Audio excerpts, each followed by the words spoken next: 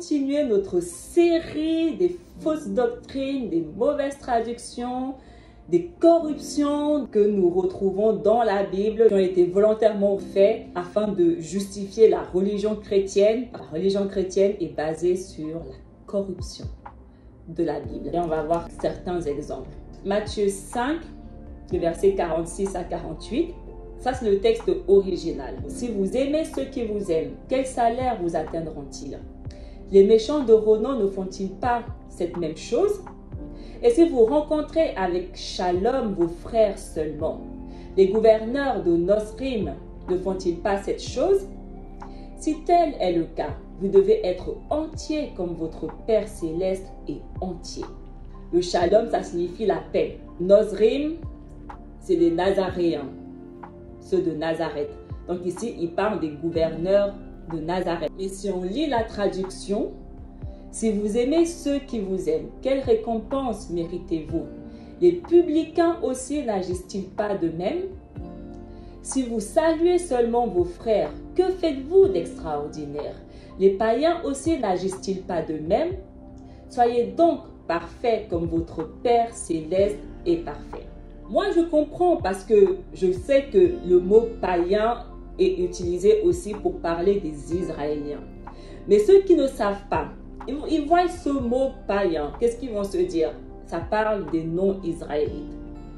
Mais on a vu dans le texte original que les païens dont il parle, ce sont les gouverneurs des Nosrim, de Nazareth. Nazareth, c'est Israël.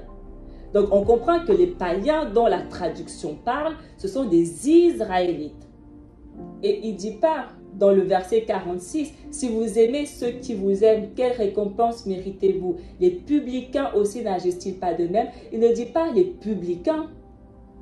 Le texte original ne parle pas de publicains. Les publicains, ce sont les collecteurs d'impôts. Si vous aimez ceux qui vous aiment, quel salaire vous atteindront-ils? Les méchants de renom. Est-ce que les publicains, ce sont des méchants de renom? Donc, on voit que la traduction n'est pas bonne. Et ça, c'est juste un exemple de la Bible, où les traductions ne sont pas bonnes et justes et mènent à la confusion et à des fausses doctrines. Et on va voir plein d'autres exemples. Et si nous lisons une autre version, celle de 50-21, si vous aimez ceux qui vous aiment, quelle récompense méritez-vous? Les collecteurs d'impôts n'agissent-ils pas de même? Et si vous saluez seulement vos frères, que faites-vous d'extraordinaire? Les membres des autres peuples n'agissent-ils pas de même?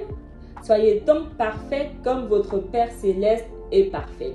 Une version, ça parle de païens, une autre, les membres des autres peuples, alors que le texte original parle des gouverneurs de Nosrim, des Israélites. Ça parle que d'Israël, la Bible, que d'Israël. Chapitre 18, le verset 17 toujours de Matthieu.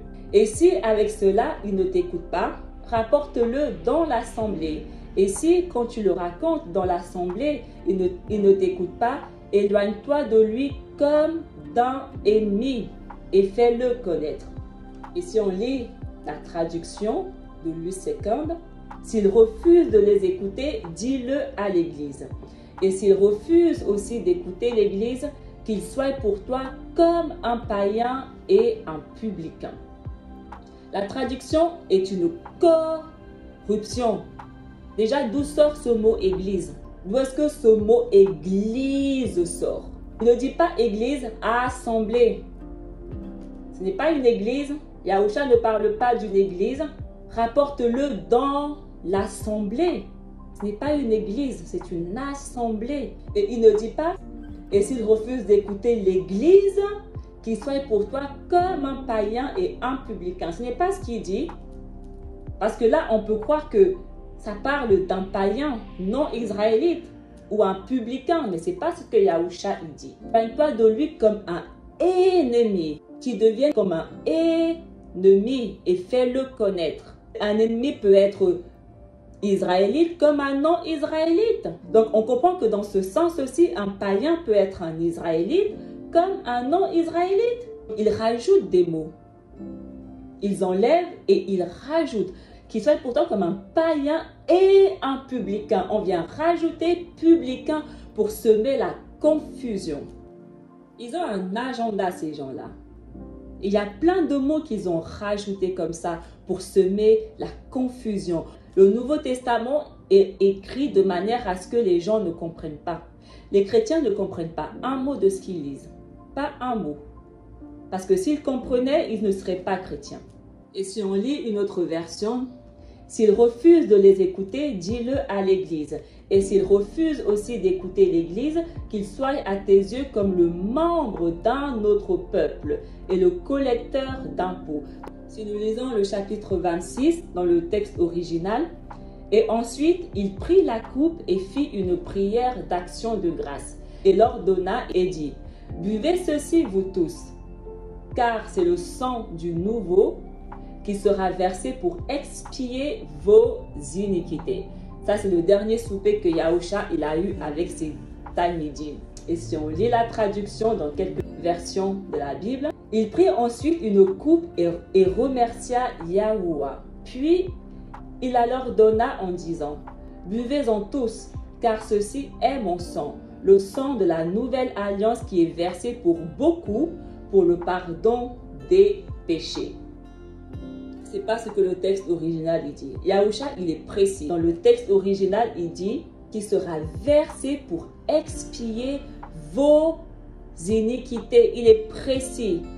Vos iniquités, vous. Il dit pas pour beaucoup, genre, non.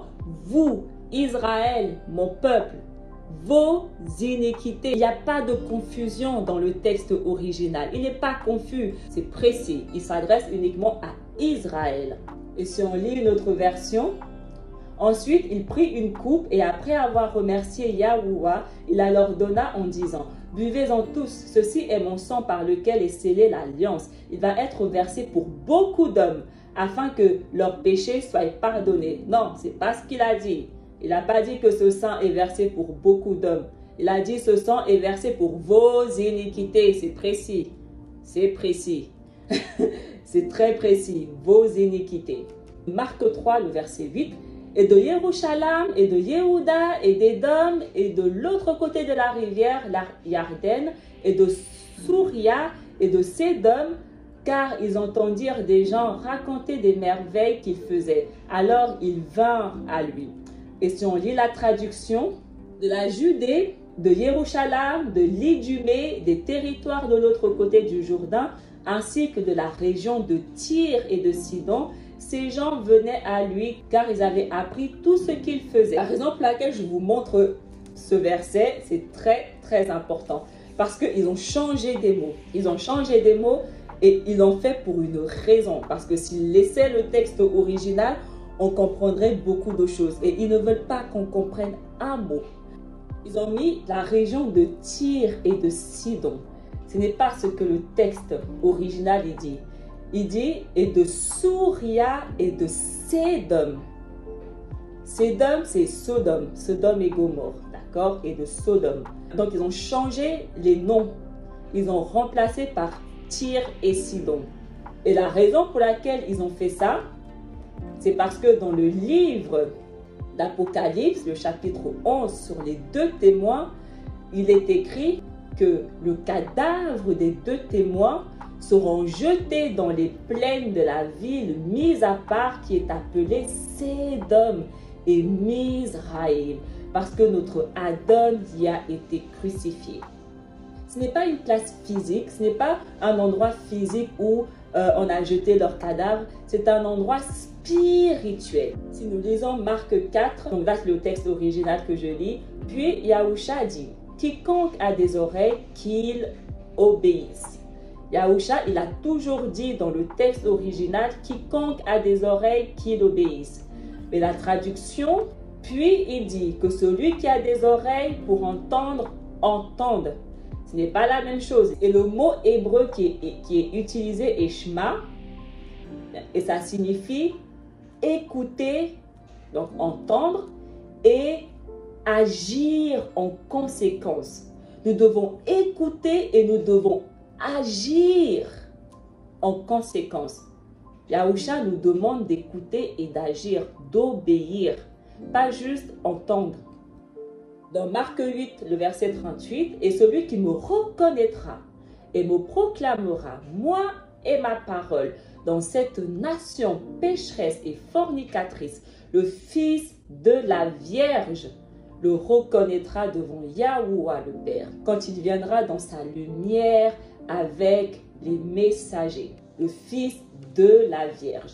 Et si nous lisons la traduction, si quelqu'un a honte de moi et de mes paroles, au milieu des hommes de ce temps qui sont infidèles à Yahuwah et qui transgressent sa loi, le Fils de l'homme à son tour aura honte de lui quand il viendra dans la gloire de son Père avec les saints anges. Ce n'est pas le Fils de l'homme dans le texte original, c'est le Fils de la Vierge.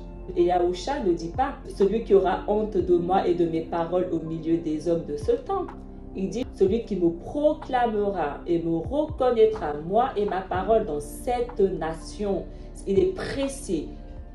Dans Israël, la nation ici dont il parle, c'est Israël. Donc Yahusha nous demande de le proclamer et de le reconnaître, lui et sa parole, chez Israël. Il est précis.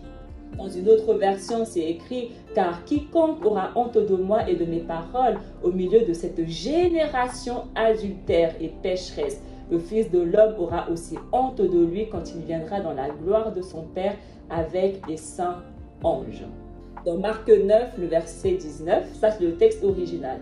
Alors Yahusha dit, « Quelle famille refusante, combien de temps vais-je être avec vous? Je ne peux pas vous supporter.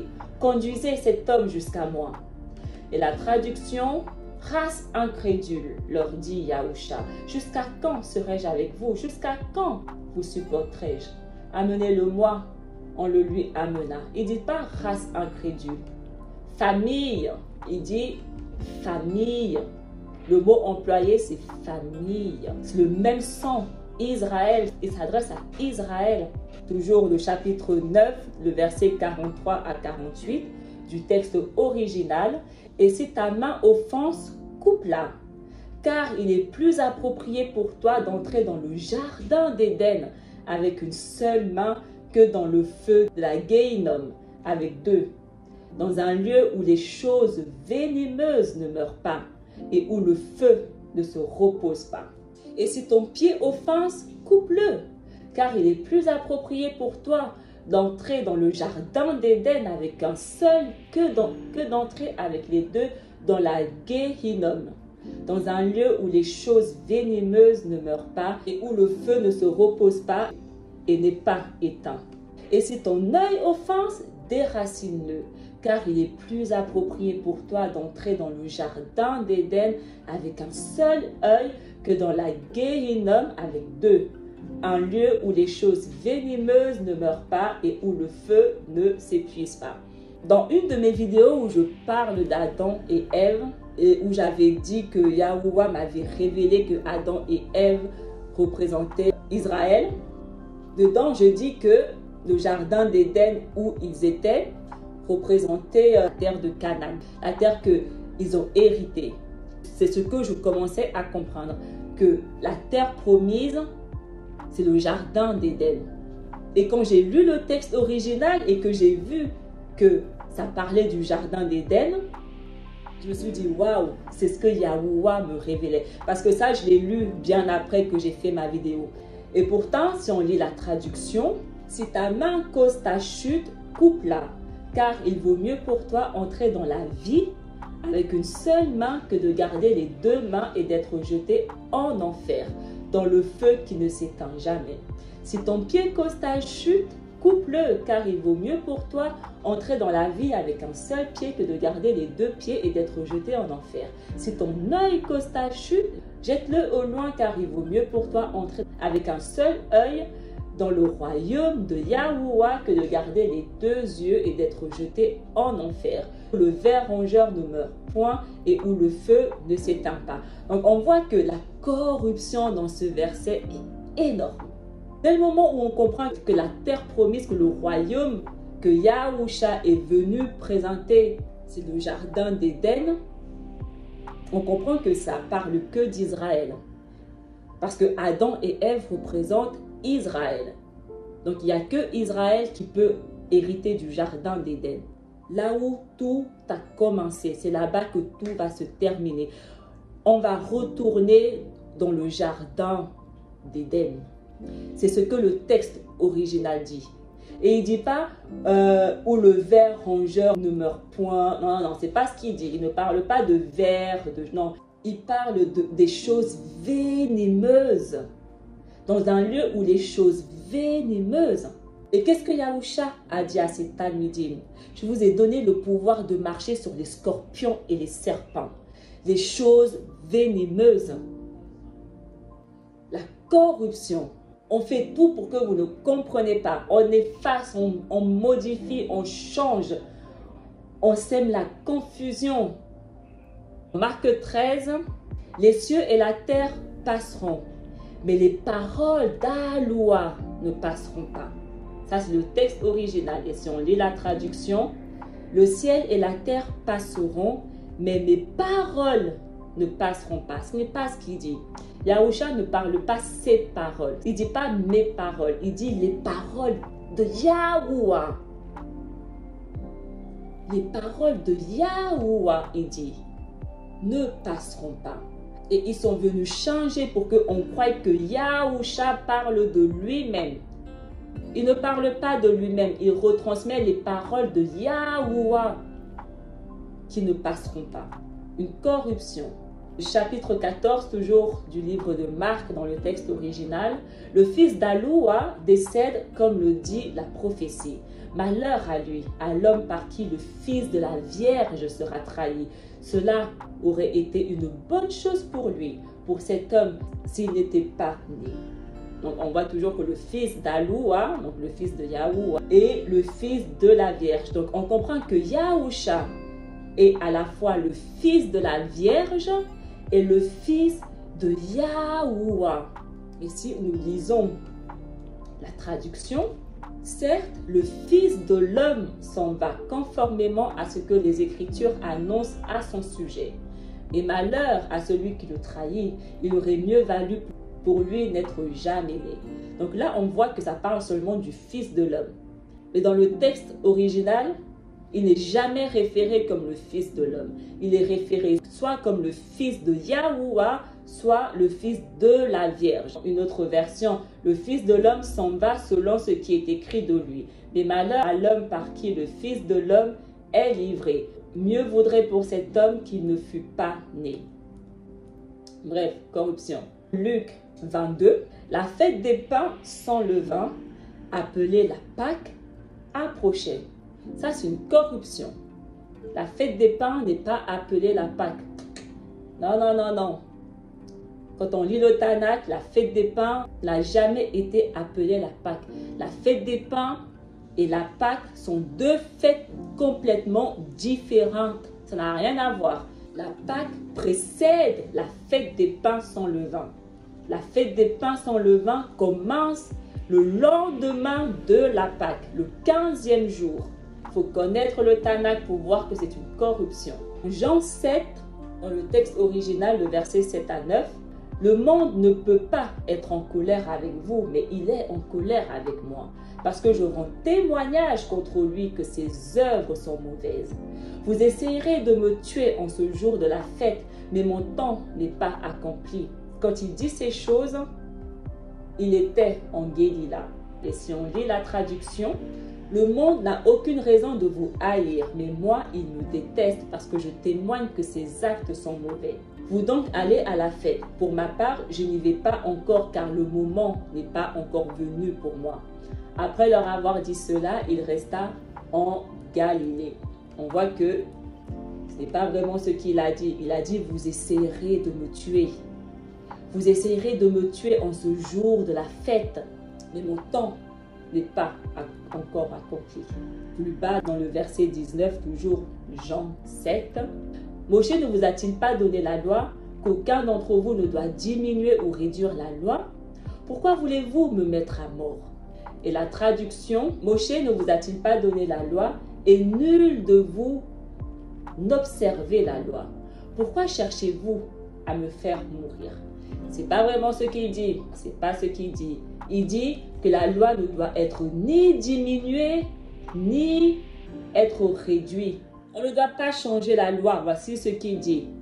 On ne doit pas modifier, on ne doit rien enlever dans la loi. On doit garder la loi de Moshe comme elle est. Voici ce qu'il dit. Jean 14. Ne crois-tu pas que je suis comme le Père et que le Père est en moi? Les paroles que je dis, je ne les dis pas de moi-même, mais le Père demeurant avec moi, lui fait les paroles. Oui, il répète les paroles. Ce ne sont pas ses paroles, mais les paroles de Yahuwah.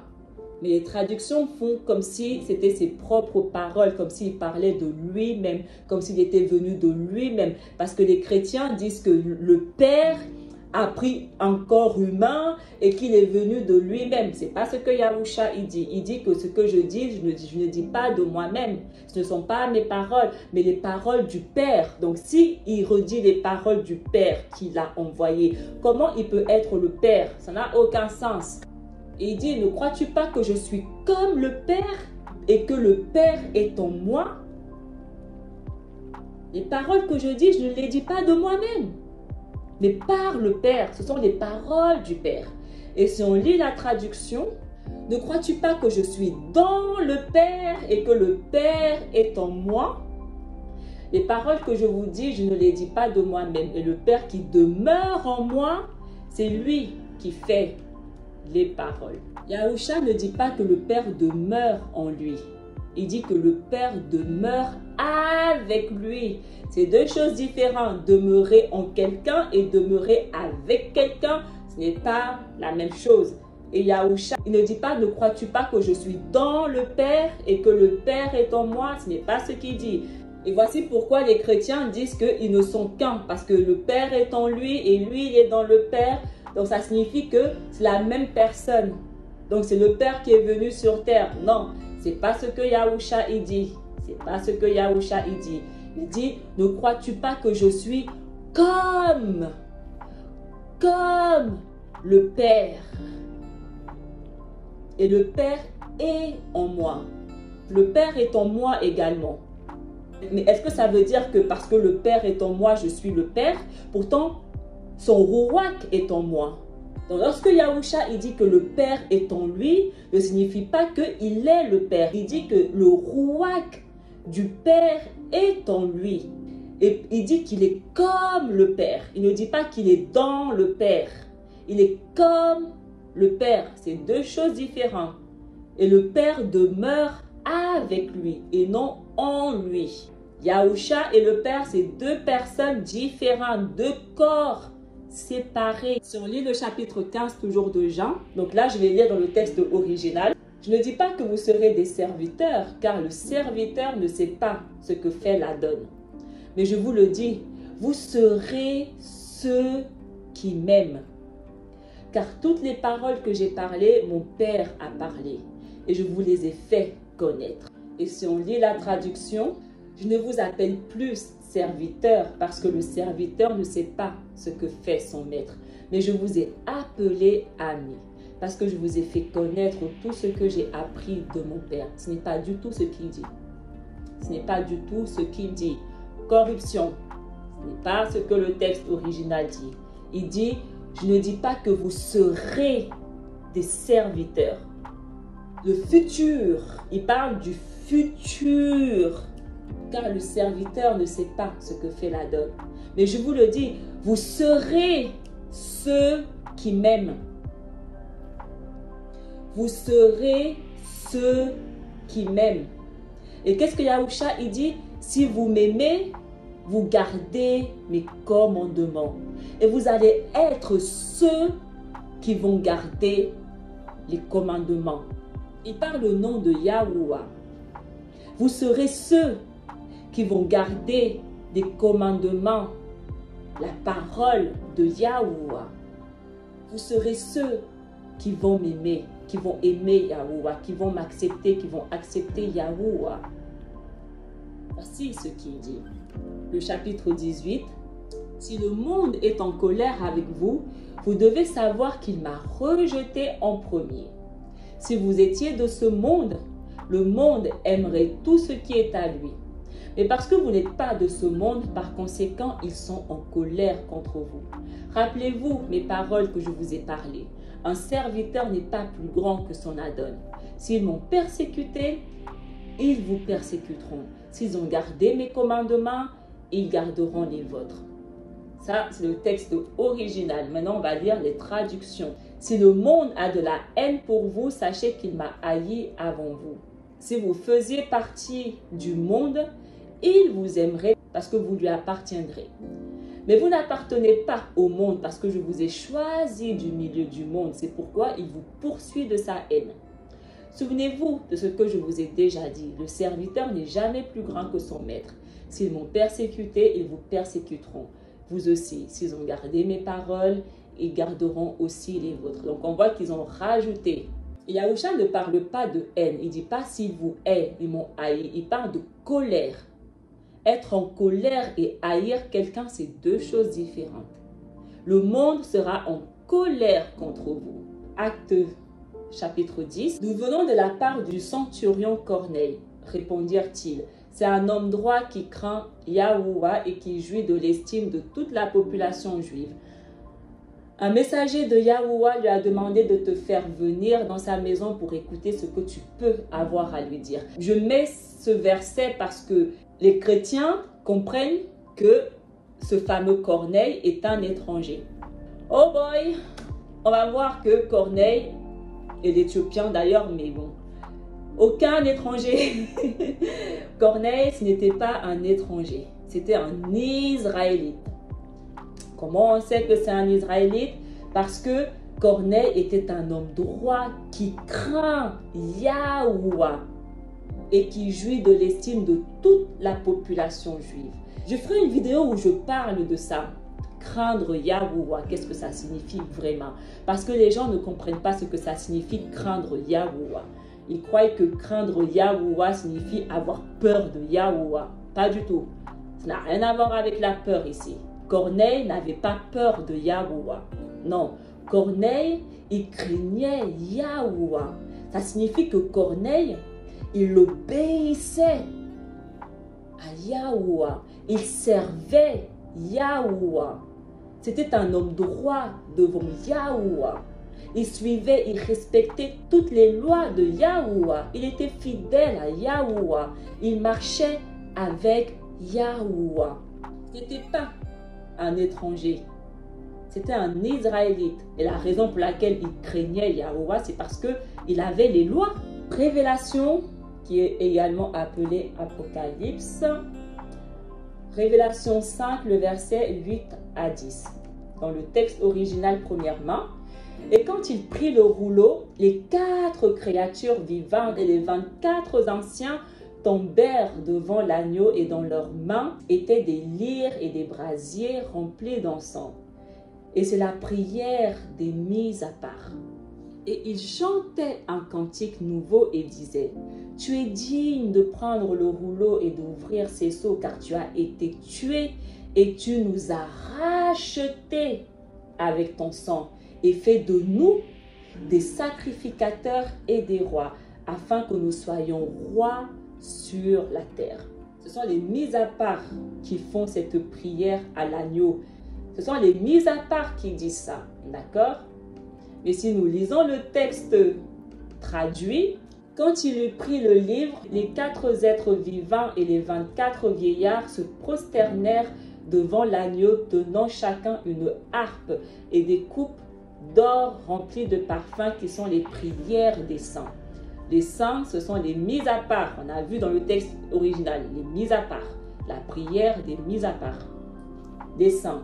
Et ils chantaient un cantique nouveau en disant: Tu es digne de prendre le livre et d'en ouvrir les seaux, car tu as été immolé et tu as racheté pour Yahuwah par ton sang des hommes de toute tribu, de toute langue, de tout peuple et de toute nation. Tu as fait d'eux un royaume et des sacrificateurs pour notre Yahuwah, et ils régneront sur la terre. Pure corruption. Alors là, on ne peut même pas faire pire corruption que ça. Ça, c'est le summum de la corruption. Tout est rajouté. Donc là, ils disent que c'est les 4 êtres vivants et les 4 vieillards qui chantaient un cantique nouveau. en disant, tu es digne de prendre le livre et d'en ouvrir les sceaux car tu as été immolé et tu as racheté pour notre Yahuwah par ton sang des hommes de toute tribu, de toute langue, de tout peuple et de toute nation. Et tu as fait d'eux, ces hommes-là de toute tribu, tu as fait d'eux un royaume et des sacrificateurs pour notre Yahuwah. Et ces hommes-là, ils régneront sur la terre. Mais ce n'est pas ce que le texte original dit. Le texte original dit que ce sont les mis à part qui chantent ce cantique et que ce sont les mis à part, donc les 144 000, parce que nous savons que seuls les 144 000 chantent ce cantique. Le texte original dit que c'est les 144 000 qui chantent ce cantique et qui disent « Tu es digne de prendre le rouleau et d'ouvrir les sceaux car tu as été tué pour nous racheter. Nous, tes serviteurs, nous, tes 144 000, tu nous as rachetés et tu as fait de nous des sacrificateurs et des rois, afin que nous soyons rois sur la terre. » Dans le texte original hébreu, c'est clair. C'est clair, clair, clair. Et si nous lisons Apocalypse 7, le verset 9, le texte original, « Et après cela, je vis une grande compagnie dont on n'est pas capable de numéroter de toutes les nations, se tenant devant le trône et devant l'agneau. Et ils étaient revêtus de vêtements blancs et dans leurs mains étaient des branches. » Et si on lit la traduction, « Et après cela, je regardais, et voici, il y avait une grande foule que personne ne pouvait compter, de toute nation, de toute tribu, de tout peuple et de toute langue. Et ils se tenaient devant le trône et devant l'agneau, revêtus de robes blanches et des palmes dans leurs mains. » Ça, corruption. Et les gens, ils fight avec moi. Les gens fight avec moi à cause de ce verset. Pour me dire, non Gabi, cette grande foule, c'est une foule différente à part des 144 000. Ça dit que toute nation, toute tribu, tout peuple, toute langue. Donc ça signifie que toutes les nations sont comprises. Les gens, ils fight avec moi. Ils sont prêts à me faire la guerre pour ce verset. Corruption. Et déjà, si on regarde toute nation, toute tribu, tout peuple, c'est au singulier. Déjà. Donc on voit que c'est une nation au singulier, tribu singulier, peuple singulier, langue singulier. Ils ont rajouté pour faire croire aux gens que tout le monde est inclus. Toute tribu, tout peuple, toute langue, toute nation, tout le monde. Corruption. C'est pas ce que le texte original dit. Et après cela, je vis une grande compagnie dont on n'est pas capable de numéroter de toutes les nations. Point. Toutes les nations. Point. Il n'y a rien d'autre de rajouter. Et on sait que Israël, ce sont les nations. Donc les nations ici peuvent aussi se référer à Israël. Et les nations ici se réfèrent à Israël parce qu'on a vu que cette foule, ce sont les 144 000. On a vu dans le livre d'Ezra que ce sont ceux qui ont témoigné de l'agneau. Les 144 000, les deux témoins, Israël. C'est cette foule qui dit, tu nous as rachetés pour faire de nous des rois sur la terre et des sacrificateurs. Et c'est uniquement les 144 000 qui chantent ce cantique nouveau que eux seuls connaissent. Donc les nations ici, ce sont les 144 000. Point. 2 Corinthiens 2. En effet, nous ne sommes pas comme tous ces gens qui sont des trafiquants de la parole de Yahuwah. Au contraire, c'est avec sincérité. C'est de la part de Yahuwah et devant Yahuwah que dans le Mashiach, nous parlons. Les chrétiens font que ça, trafiquer la parole de Yahuwah. Ils nous mettent en garde qu'ils vont tout trafiquer, ils vont tout changer. La parole de la vérité, ils vont tout changer. 2 Corinthiens 11. Mais j'agis et j'agirai de la sorte pour ôter ce prétexte à ceux qui cherchent un prétexte, afin qu'ils soient trouvés tels que nous dans les choses dont ils se glorifient. Ces hommes-là sont de faux apôtres, des ouvriers trompeurs, déguisés en apôtres de Christ. Et cela n'est pas étonnant puisque Satan lui-même se déguise en ange de lumière. Il n'est donc pas étrange que ses ministres aussi se déguisent en ministres de justice. Leur fin sera selon leurs œuvres. Ça me fait rire parce que le texte entier est une corruption. Ces hommes-là sont des faux apôtres. Avec le mot apôtre, trouvez-moi un verset dans le Tanakh où ce mot apôtre apparaît. Trouvez-moi un verset où il est écrit que Yahuwah a établi des apôtres. Trouvez-moi un verset. Je vous mets au défi. Allez, go. Trouvez-moi un verset. Ils disent que les gens, c'est des faux apôtres, des faux ouvriers. Le mot lui-même déjà est une corruption. C'est vrai. Le Satan se déguise en ange de lumière. Satan, il est venu se déguiser en ange de lumière avec sa religion chrétienne là, et ses apôtres. Fatigue ces gens-là. Quant à vous, le Ruach dont vous avez été oint par Mashiach demeure en vous. Vous n'avez donc pas besoin que l'on vous instruise, car ce Ruach dont vous avez été oint vous enseigne tout. Il est véridique, il ne ment pas. Restez donc attachés à cet enseignement tel que vous l'avez reçu du Ruach. Ils peuvent essayer de corrompre la Bible comme ils ont envie de corrompre. Lorsque nous avons le Ruach HaKodesh, il nous enseigne tout.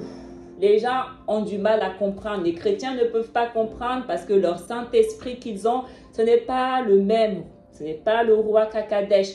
Quand tu as le Ruach HaKodesh, il va t'enseigner toute la vérité. Il va te conduire vers toute la vérité. Tout ce que je vous enseigne, tout ce que je vous dis, je ne connais aucun humain sur cette terre qui enseigne la même chose que je vous enseigne. Je n'ai jamais entendu un humain sur cette terre. Je ne dis pas qu'il n'y a pas. Hein. Je dis juste que je n'ai jamais entendu un humain sur cette terre qui enseigne la même chose que je vous enseigne. Donc ma connaissance, ma compréhension biblique ne vient pas d'un homme, mais vient uniquement du Ruach HaKodesh. Parce que la parole, c'est ça. Lorsque vous aurez le Ruach HaKodesh, il va lui-même vous enseigner toute la vérité. Vous n'avez besoin d'aucun homme. C'est parce que j'ai le Ruach HaKodesh que je sais toutes ces choses-là, que je comprends toutes ces choses-là, que j'arrive à comprendre leur corruption et à lire à travers leur corruption. Ils ne mentent pas. Le Ruach HaKodesh, il ne ment pas. Yahusha ne ment pas. Sa parole est véridique. Les gens qui viennent dire « j'ai le Saint-Esprit, mais ils sont toujours chrétiens. Votre esprit que vous proclamez là, ce n'est pas le Ruach HaKodesh. Lorsque tu as le Ruach HaKodesh, tu n'es pas chrétien. Parce que tu comprends que cette religion n'a pas lieu d'exister parce qu'elle est basée sur de la corruption de la Bible. Donc dès le moment où tu sais ça, pourquoi tu es chrétien? Pourquoi tu restes chrétien dans cette religion qui est pure contrefaçon? C'est parce que le Ruach HaKodesh ne t'a rien enseigné vu qu'il n'est pas en toi. Donc l'esprit que vous proclamez avoir là, je ne sais pas quel esprit c'est. Je ne sais pas quel esprit c'est. Mais ce n'est pas le Ruach HaKodesh. Ce n'est pas la vérité.